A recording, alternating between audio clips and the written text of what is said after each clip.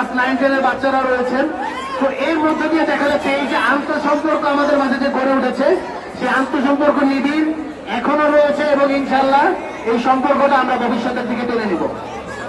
আমাদের আজকে এখানে যে কারণে আসা সেটা হলো বৃক্ষরোপণ, এবং শুধু বৃক্ষরোপণ না, পরিবেশ সপ্তাহ উদযাপন এবং পরিবেশের সম্পর্কে সবাইকে সচেতন করা।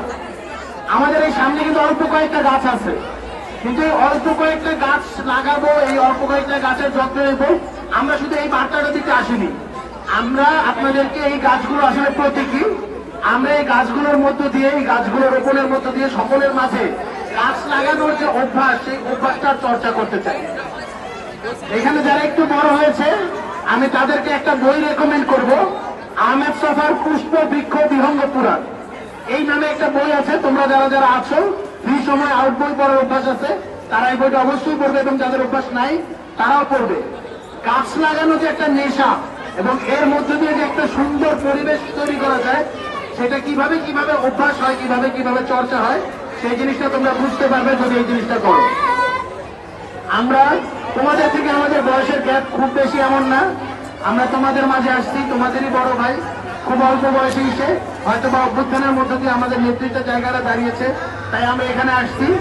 কিন্তু আমরা আশা করব অতি শীঘ্র তোমরা আমাদের থেকেও বড় লিডার হয়ে বাংলাদেশকে রিপ্রেজেন্ট করবে, গোটা বিশ্বকে রিপ্রেজেন্ট করবে।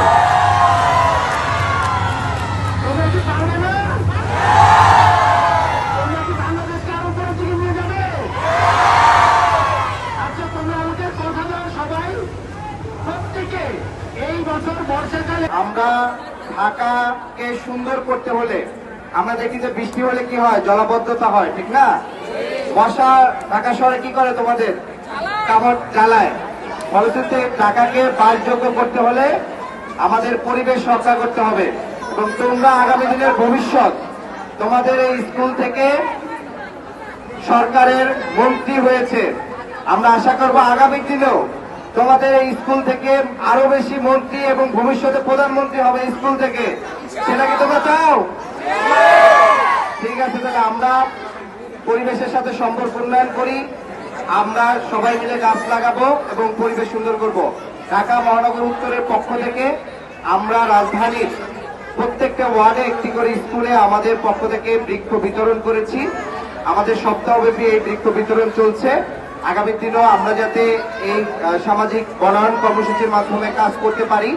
শিশুরা আগামী দিনের ভবিষ্যৎ, শিশুদেরকে এই গাছ বিতরণের মাধ্যমে প্রকৃতি, প্রাণ প্রকৃতি, পরিবেশের সাথে তাদের একটা হৃদ্যতার সম্পর্ক হয়ে ওঠে, যাতে তারা আগামীর এই পৃথিবীতে রক্ষা করে এবং পৃথিবীর প্রতি, প্রকৃতির প্রতি তাদের একটা সম্পর্ক হয়। সবাইকে অনেক অনেক ধন্যবাদ।